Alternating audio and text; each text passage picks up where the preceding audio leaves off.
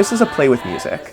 And what's really marvelous about the 4 stories that we see in performance in Singing on the Moon here is that we get a sense of how music can play so many different roles in storytelling. And having actors and an entire team that is really ready and excited to embrace so many different ways of musical storytelling is what makes this so thrilling.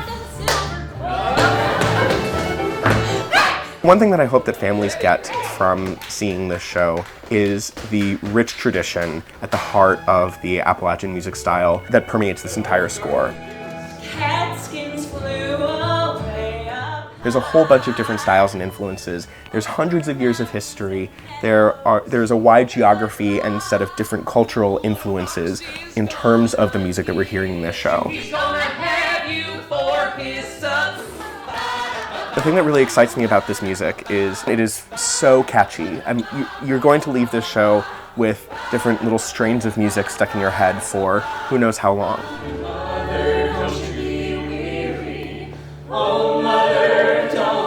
I really love the score and the storytelling with a group of performers who are so energized and excited to bring themselves into the world.